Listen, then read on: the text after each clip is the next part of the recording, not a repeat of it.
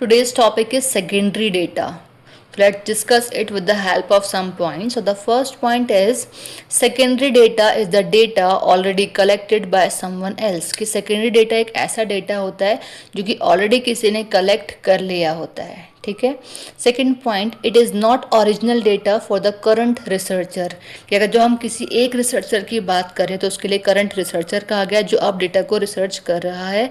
तो कहते हैं ये एक ओरिजिनल डेटा नहीं होता जो कि एक पर्टिकुलर पर्सन अब यूज़ पे रिसर्च कर रहा है. क्यों? क्योंकि बिकॉज ऑफ ऑलरेडी उसके उन जो डेटा है उस पर रिसर्च हो चुकी है, उसे ऑलरेडी कोई कलेक्ट कर चुका होता है, ठीक है.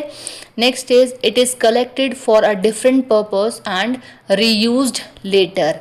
कि इसका जो कलेक्शन का अब आप ये सोचेंगे कि अगर ऐसा डेटा है तो इसे हम कलेक्ट ही क्यों कर रहे हैं. तो लिखा है देखिए इसमें कि it is collected for a different purpose. Different purpose के लिए इसको कलेक्ट कर लिया जाता है और इसको रीयूज़ किया जाता है लेटर, ठीक है. आपको नहीं पता कब कौन सा डेटा हमें कहाँ यूज़ हो जाए तो इसलिए इसको हम कलेक्ट भी करते हैं, ठीक है. Next is secondary data is easily available from various sources. जो सेकेंडरी डेटा होता है वो बहुत ईजिली आपको अवेलेबल हो जाता है डिफरेंट सोर्सेज के through. Next is it saves time and cost. ये टाइम को भी सेव करता है एज वेल एज कॉस्ट को भी सेव करता है बिकॉज ऑफ क्योंकि ऑलरेडी डेटा कलेक्ट हो चुका है, ऑलरेडी डेटा ये हमारा वायरल हो चुका है, अपलोड हो चुका है. तो जो चीज़ों पे ऑलरेडी काम हो चुका है तो वो हमें ईजिली अवेलेबल हो जाती है. उसके लिए हमें ना तो ज़्यादा टाइम लगता है और ना ही ज़्यादा कॉस्ट लगती है.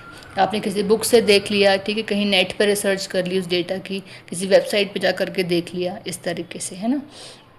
Next is it may be less accurate.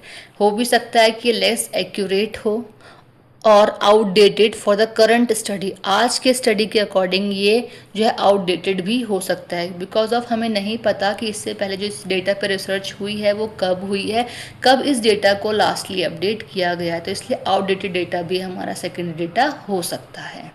Next is researchers have no control how the data was collected. जो रिसर्चर्स होते हैं उसका कोई भी उन लोगों का जो है कोई भी कंट्रोल नहीं होता कि किस तरीके से उस डेटा को कलेक्ट किया गया है.